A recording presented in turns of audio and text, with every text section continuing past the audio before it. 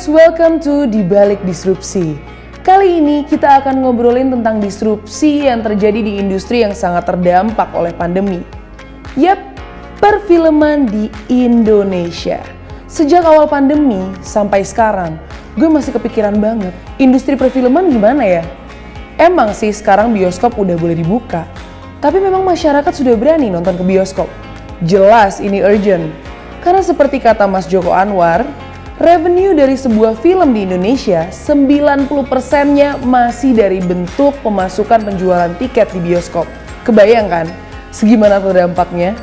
Sementara dalam produksi sebuah film, lo harus bayar aktris, kru, alat, dan izin, dan masih banyak lagi. And no, it is not only happening in Indonesia. Hollywood juga terdampak, guys. Bioskop dan set film ditutup selama berbulan-bulan, menyebabkan box office Amerika Serikat kehilangan sampai 5 miliar USD pada tahun 2020. Dan hanya 338 film yang dirilis di bioskop 2020. Penurunan ini mencapai 66% dari tahun 2019.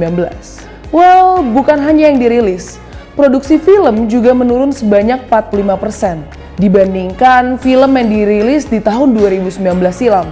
Tak hanya itu, industri film terbaik di dunia yaitu Bollywood mengalami kerugian yang sangat besar. Pendapatan box office tahunan Bollywood mencapai 30 miliar rupiah atau sekitar 5,8 triliun rupiah. Nah, gimana nasib para pemain dan kru yang hidup dan bertahan di industri ini? Persatuan Karyawan Film dan Televisi atau disebut dengan KFT mencatat ada 2.500 pekerjaan karena produksi dihentikan saat pandemi. Namun, seperti pelita dalam kegelapan, Kemenparekraf mengeluarkan surat keputusan bersama dua menteri tentang panduan teknis selama pandemi di bidang kebudayaan dan ekonomi kreatif. Subsektor film, animasi, dan juga video termasuk di dalamnya. Dari sini, per Oktober 2020, dunia perfilman kembali dimulai dan melakukan produksinya. Dengan banyaknya inovasi yang muncul karena pandemi, termasuk menonton secara online yang diketahui masih belum diregulasi dengan ketat, terdapat perubahan yang signifikan nih terhadap genre, konten, dan juga cara memproduksi film itu sendiri. Apakah ini akan menjadi titik balik perfilman di Indonesia yang dahulu sempat terpenjara dengan peraturan yang ada, di mana seluruh konten bahkan sampai poster pun diatur? Apakah variasi dan kebebasan akan berkontribusi untuk pertumbuhan film nasional di kedepannya? Di episode Di Balik Disrupsi kali ini, gue udah mengundang salah satu penulis dan juga produser dari film yang lumayan kontroversial dan sedang menggadangkan skema baru untuk para filmmaker agar lebih makmur hingga hari tua. Jangan kemana-mana, stay tune di Balik Disrupsi. Welcome back to Di Balik Disrupsi. Nah, kali ini gue nggak sendirian. Seperti biasa ada partner gue yaitu Aryo Tejo. By the way, di episode kali ini nih, kita kedatangan dua tamu. Nah, dua tamunya ini adalah dua public figure yang mereka juga sekarang ini terlibat dalam istilahnya disrupsi perfilman nih, Yo. Yes. Nah, langsung aja mungkin kita panggilin kali ya. Okay. Ini ada Mbak Nesha dan juga ada Mas Darto. Halo guys. Mereka ini selaku produser dan juga penulis dari film yang baru-baru ini ngehits banget, terus juga kontroversial juga. Nah, makanya kita hari ini akan ngobrol soal disrupsi perfilman. Nah, terhadap yang kayak biasanya kan kita nonton di bioskop, tapi sekarang kita harus nonton semuanya online. Nah, kita akan ngobrol-ngobrol sama Mbak Nesha dan juga Mas Darto. Halo, Darto, Nesha. Hai. Udah siapa ya? Oke. Aryo teman lama ini. Bosen ya. Anyway guys, kalian ini kan surprisingly Darto sekarang banyak bikin film juga ya, nulis segala. Betul. Dan kebetulan Nesha di sini juga produser ya, yang tadinya produser banyak untuk iklan, sekarang jadi film. Nah, ini actually something yang interesting adalah kemarin kan industri perfilman kan kena banget tuh karena pandemi, bioskop tutup segala macem. Dan lucunya kalian yang tadinya bukan di industri perfilman malah sekarang lagi banyak terjun nih ke sini gitu. what was the reason sih akhirnya kalian mulai gitu di perfilman, malah bahkan di saat pandemi yang lagi kusut-kusutnya lah di industri ini gitu. Kalau aku sih karena emang sebenarnya pengen bikin film sih dari sebelum even before pandemi gitu kan, pas sama Mas Tompi juga kita mungkin kalau misalnya di komersial kita kan lebih banyak service ke klien gitu kan, jadi kita pengen bikin buat kita sendiri gitu, produk sendiri gitu kan. Nah terus akhirnya yaudah kita ngajak Mas Darto juga, kebetulan kita udah saling deket juga kan, terus ngajak Mas Darto untuk ayo kita bikin untuk film gitu. Nah tapi pas mau jalan, pas banget pandemi ya. Karena pandemi akhirnya stop dulu gitu. Sampai akhirnya gimana caranya biar bisa tetap bikin film, tapi di keadaan kayak gini gitu. Jadi akhirnya mulailah Mas Darto sama Mas Tompi waktu itu bikin konsep film yang bisa di-syuting secara tertutup, produksinya nggak gede, tapi tetap relate sama apa yang terjadi juga di kondisi sekarang gitu. Asal mulai kayak gitu kalau kita. Betul. Sebenarnya kalau secara gua sama Tompi kan udah pernah bikin di Pretty Boys, tapi waktu itu pakai Pretty Boys Pictures. Nah sekarang ini Beautiful Pictures tuh punyanya Tompi, PH-nya, produsernya Nasya gitu. Jadi banyak lah, sesuai dengan judulnya kan di balik disrupsi, banyak yang kita disrupsi di karya pertama ini, sistem pembayarannya, terus sistem kepemilikan IP, terus juga tayang di bioskop online itu premier ya. Film pertama yang menerapkan premier. Itu terus juga harga pun kita yang termahal. Ya kan? Harga kita yang jadi banyak benchmark yang kita taruh sebagai yang pertama sih. Harga emang berapa termahal nih? 40.000. 40.000? Itu termahal, karena biasanya berapa yang nonton online ya? Biasanya 15 ribuan gitu kan ya? 10.000, 5.000 juga ada. 5 ribuan ya. Kapan kayaknya 5.000 guys, film, ya Allah. Makanya sekarang lo kaya raya ya? Belum juga, belum cair bro. Baru juga berapa minggu belum cair bro. Tapi sebenarnya berarti ide film yang baru kalian rilis nih selesai ya namanya itu berarti sebelum pandemi justru idenya.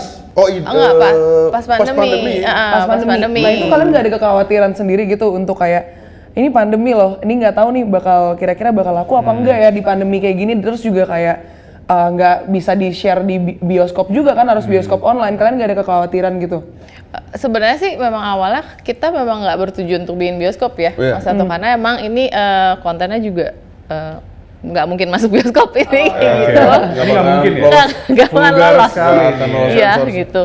Tapi kalau dari regulasi sendiri, kan kalian bikin film yang cukup kontroversial ya istilahnya seperti itu. Dari regulasi sendiri, apakah justru ada lebih kemudahan karena ini di share-nya atau di tayangnya itu kan di bioskop online ya dibanding di bioskop gitu loh? Justru karena kita lihat bahwa ini kayak secara konten nggak mungkin tayang di bioskop, ya memang fitnya untuk digital audience gitu. Karena ya nggak mungkin ya pasti kalau masuk bioskop disensor abis. Speaking of advantage tadi ya. Kalau ngomong cuan gimana bro? Kalau actually bayangan lo nih, kalau waktu itu misalnya lo masuk bioskop sama sekarang, lo ada bayangan nggak sih? Sebenarnya kalau better secara komersial mungkin ini kayak telur sama ayam sih. Karena waktu di Pretty Boys itu, kalau kita hitung jumlah penonton, kita nyampe 800.000. We actually can hit 1 million penonton kalau nggak dihajar demo. Waktu itu ada demo besar-besaran 2 hari itu. Yang demo DPR itu. Itu akhirnya kita, karena kalau jualan film di bioskop tuh momentum kan. Day after day harus dar, begitu lost momentum udah turun. Tapi gimana tuh perkembangan film selesai? Secara numbers sekarang numbers boleh disebutkan atau kita harus disclose sih? Numbers sih udah ada cuan. Hanya belum cair aja. Cuannya masih berbentuk angka.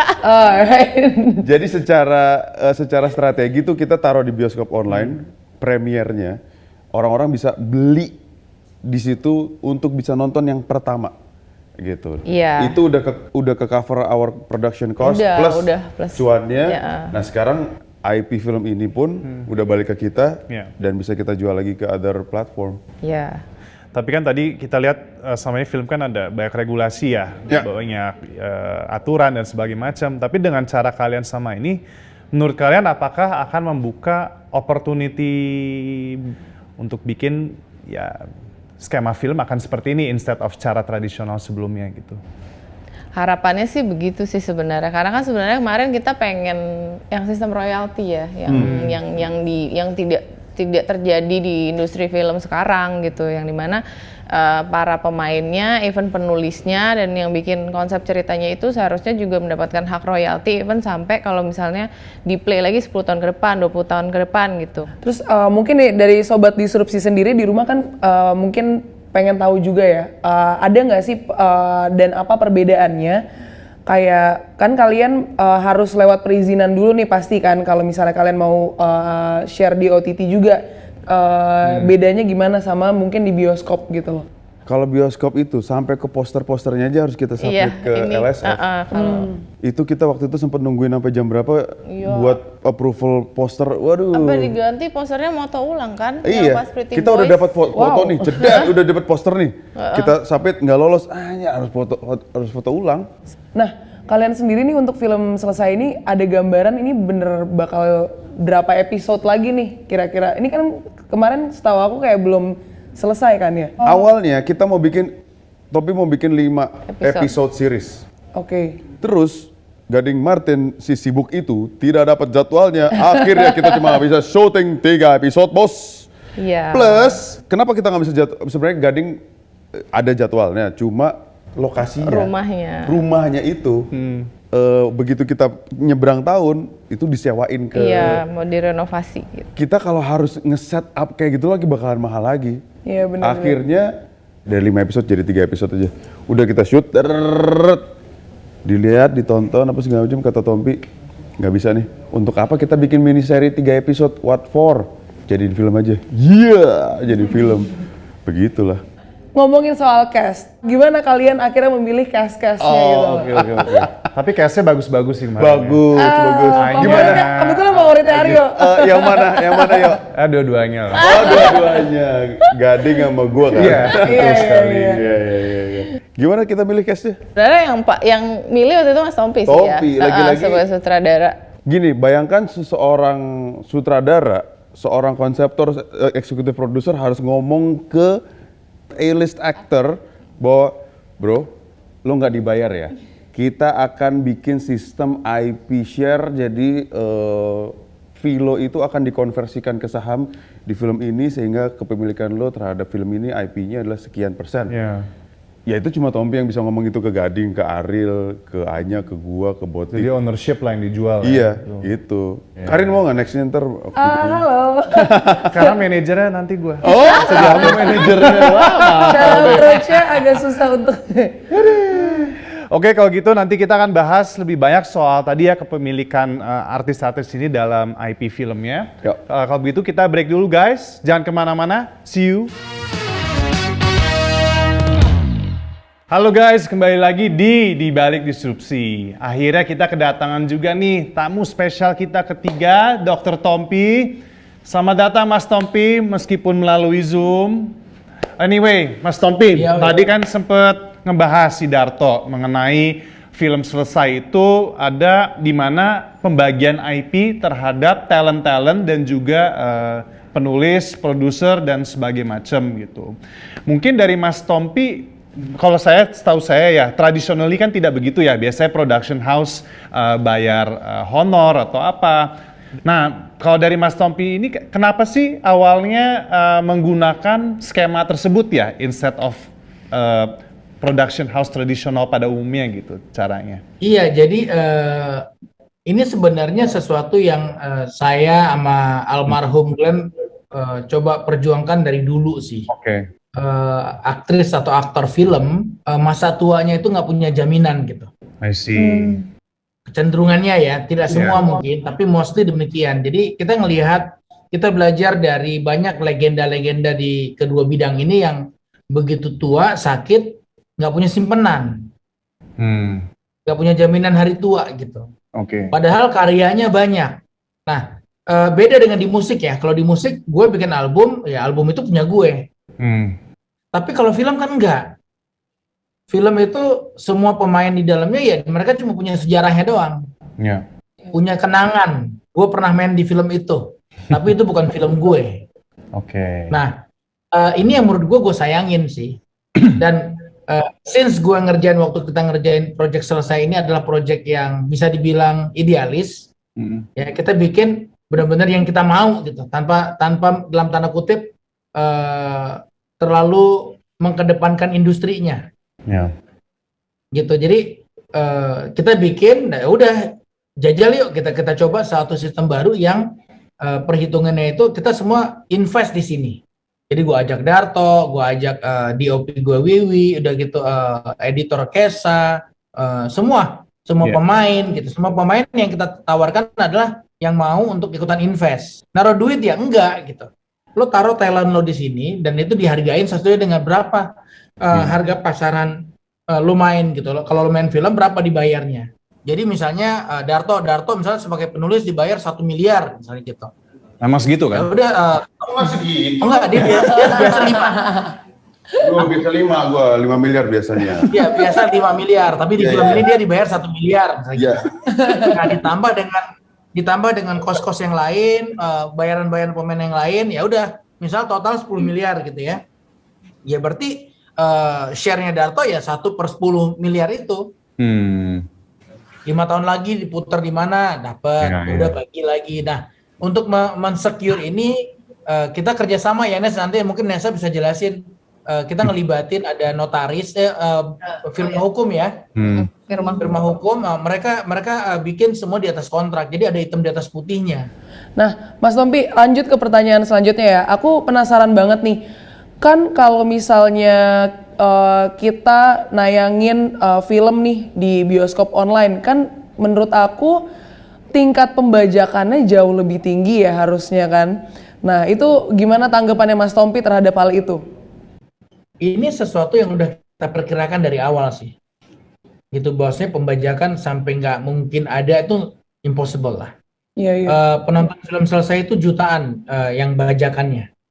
Gitu, yang non bajakan itu hanya 100 berapa nih angka terakhir Nes? 150-an lah. 150. Nah, 150 ribuan. Nah, angka itu adalah itu bagus banget gitu. Itu kenapa gue nggak mau waktu film ini masuk di bioskop online, gue nggak mau dihargain murah. Gitu, makanya kita ngotot mintanya harganya minimal 40.000 gitu. Mas Tompi mau nanya lagi nih, kan yang aku lihat ini film selesai tuh banyak banget juga potongan-potongannya di TikTok lah ya. Istilahnya itu bisa dilihat sebagai pembajakan nggak sih? Karena kan mereka ngambil beberapa klip ya. Betul. Gue ngelihat ada dua hal sih. Satu, kita sangat kecewa sebenarnya karena yang mereka potong tuh full dari film depan sampai film belakang. Di TikTok? Serius? Iya, full. Di Facebook Sampai juga ending-endingnya kan bete kan lo ngedesain cerita susah-susah, endingnya di post aja gitu. Tuh lo dibayar 1M toh? Iya benar. Belum cair. Jadi ya dari sisi itu kita kecewa sih ya. Dari sisi pembajakan tentu kecewa. Tapi di sisi yang lain kita ngelihat orang kalau nggak suka nggak mungkin ngerjain itu kan. Iya. Jadi di satu sisi seneng karyanya disukain, tapi di satu sisi ada apresiasi sebenarnya. Iya. Oke, thank you ya Mas Tompi udah join hari ini. Dan untuk kita nih, gara-gara kita dari tadi udah serius banget. Nah, habis ini tuh biasanya kita ada games. Nah, ini segmen happy-happy. Nah, sebelum kita masuk ke sana, stay tune Sobat Disrupsi. Nah, ini dia yang kita tunggu-tunggu. Kita masuk di segmen happy-happy. Nah, segmen ini biasanya tuh kita main games. Nah, seperti yang kita lihat di sini udah ada beberapa kertas ya. Kita bakal dibagi itu. Jadi satu kertas itu nanti ada tulisan atau kayak adegan dari satu film. Kita harus nebak juga nih di film apa. Jadi ntar yang menang pokoknya yang bisa nebak dan ekspresinya paling bagus ketika menyebutkan lah istilahnya. Karin dulu dong. Siapa nih gue yang pilih? Langsung muter, ambil. Oke. Nih. Apa ini? Yang orang perfilman aja bingung loh nih. Asli. Ya udah coba Karin. Oke, gue gak bisa tebak tapi coba ya pakai ekspresi gue. Jangankan bahu, dada juga boleh. Wadaw. Sekalian castingnya Karin ya, buat bersambung ya. Kita mikir-mikir lagi deh kalau gitu.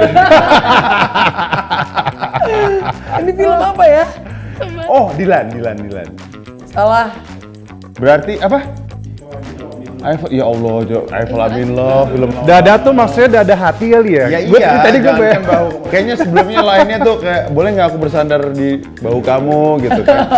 Jangankan bahu, dada pun boleh gitu. Aryo terakhir. Nah. Hah? Kamu duluan. Nesha dulu. Itu apa? Jenderal, turunkan tanganmu. Tidak semua dari mereka pantas dihormati. Naga Bonar sih? Bukan ya? Itu yang pokoknya Gua tahu. scene-nya ini Ini Naga Bonar kan? Jenderal Sudirman Naga jalan Bonar, kan? Naga Bonar. Wih. Untuk Nesha. 1000. Oke. Go. Tolong sisirin ya, Bu. Pengabdi Sedan. Pengabdi setan, bener kan? Yeay! 1000. Ah, gimana ente? Yang nggak bisa jawab push up 100 ya? Hey. Ayo yuk.